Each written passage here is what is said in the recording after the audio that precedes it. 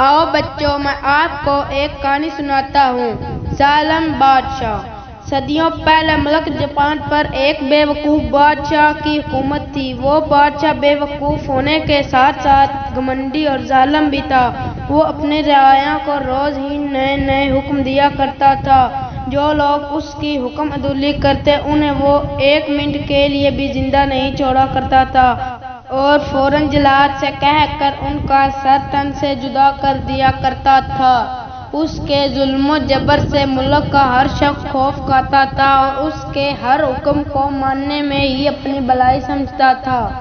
एक दिन बादशाह ने पूरे मुल्क के लिए फरमान जारी किया कि इस मुल्क में जितने भी 60 साल से ज़्यादा की उम्र के बूढ़े हैं वो अपने अपने घरों को छोड़कर सुनसान पहाड़ों पर चले जाएं। जो बूढ़े मर्द औरतें चलने फिरने के लायक नहीं हैं उन्हें उनके बेटे अपने अपने कंधों पर बिठाकर सुनसान पहाड़ों पर छोड़ आए। जिन लोगों ने ऐसा नहीं किया उन्हें फौरन फांसी दे दी जाएगी और उनके बच्चों को जिंदा दफन कर दिया जाएगा।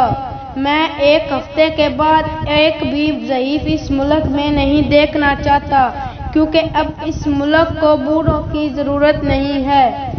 ये हुक्म जारी होते ही पूरे मुल्क में खलबली मच गई। लोग अपने अपने बुजुर्गों को कंधों पर बिठाकर सुनसान पहाड़ियों की तरफ दौड़ने लगे। एक हफ्ता से पहले ही पूरा मुल्क बूढ़ों से खाली हो गया, लेकिन इस मुल्क में एक लड़का था जो अपने बाप से बेहद मोहब्बत करता था। उसके दिल में अपने बाप की मोहब्बत बादशाह के खौफ से ज्यादा थी। वो अपने अपाहिज बाप को किसी कीमत पर छोड़ना नहीं चाहता था। बादशाह के जुल्म से बचने के लिए उसने अपने घर में एक तहखाना बनाया और अपने बाप को उसमें छुपा दिया। वो दिन भर मेहनत मजदूरी किया करता और शाम को तहखाने में जाकर अपने बाप की खिदमत किया करता। दिन इसी तरह गुजरते रहे। एक दिन बादशाह के तरफ से हुक्म हुआ कि जो भी राख की रस्सी बट के लाएगा उसे दरबार में मनसबदार की कुर्सी अता की जाएगी। ये हुक्म सुनकर लोगों के मुंह में पानी भर आया, लेकिन राख की रस्सी बटना बड़ा मुश्किल था। हर शख्स अपनी अपनी कोशिश में लग गया। उस लड़के ने भी ये सुना और जाकर अपने बाप को बताया। उसके बाप ने ये सुनकर कुछ देर सोचा और फिर अपने लड़के से कहा, तुम एक बटी हुई रस्सी लो और उसे फिर पत्थर पर रख कर जला दो, राख की रस्सी तैयार हो जाएगी। लड़के ने ऐसा ही किया और जली हुई रस्सी लेकर बादशाह के दरबार में पहुंच गया। दरबारी राख की रस्सी बटी हुई देखकर हैरान रह गए।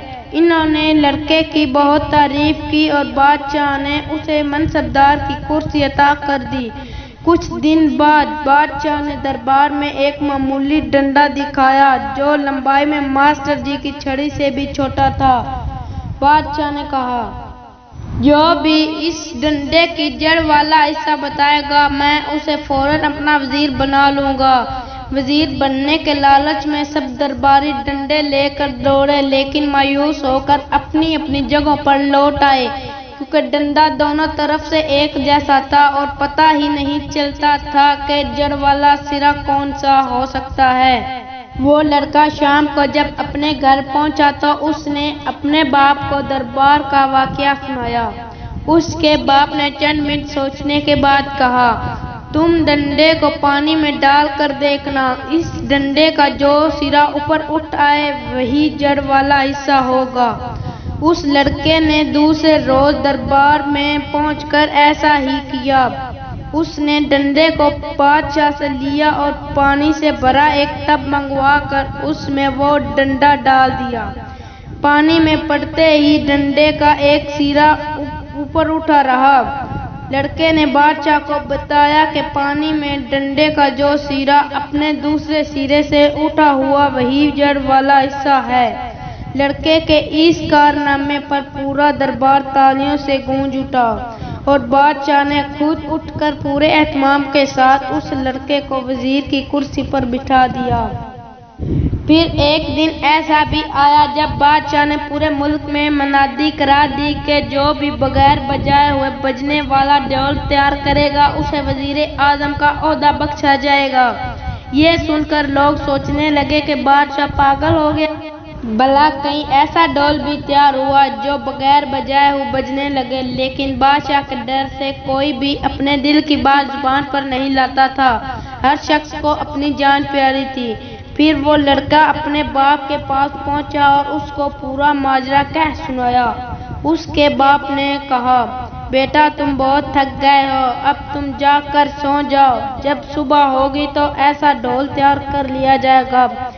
صبح جب لڑکے کی آنکھ کھلی اور وہ تہہ خانے میں پہنچا تو اس نے باپ کو ایک ڈھول بناتے ہوئے دیکھا۔ اس کے باپ نے دیکھتے ہی لڑکے سے کہا، بیٹا تم جلدی سے جا کر ایک چھتا شہد کی مکھی کا لے آؤ، جب تک تم آؤ گے تو تمہارا ڈھول تیار ہو جائے گا۔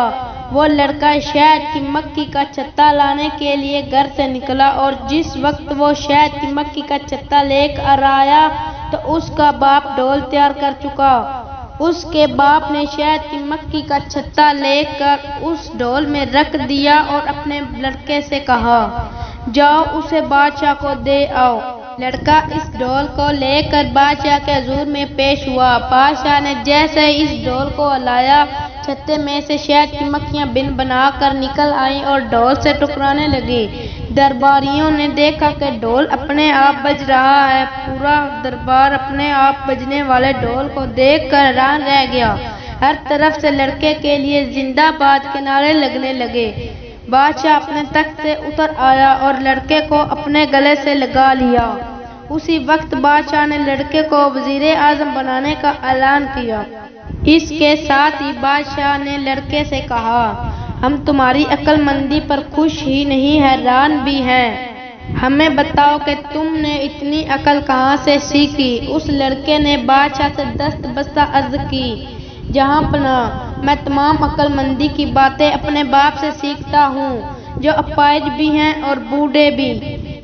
میں آپ کی حکم عدولی کر کے اپنے باپ کو سنسان پہاڑیوں پر چھوڑ کر نہیں آیا تھا اور وہ آج بھی میرے گھر کے تہہ خانے میں محفوظ ہے۔ میں نے جو کچھ بھی سیکھا ہے ان سے ہی سیکھا ہے۔ بادشاہ کو ایک منٹ کے لیے غصہ آیا لیکن دوسرے منٹ ہی اسے اپنی بے وقوفی پر ندامت بھی ہوئی۔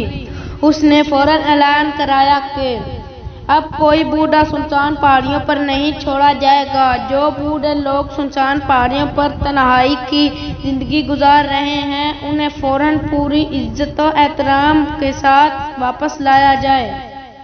بچوں اور نوجوانوں کی طرح یہ بوڑھے بھی ملک کی دولت ہیں اور آئندہ ملک ان کی ذہانت کا پورا فائدہ اٹھائے گا۔ بچوں، یہ ہماری کہانی اختتام کو پہنچی۔ Please subscribe, like and comment. Thank you.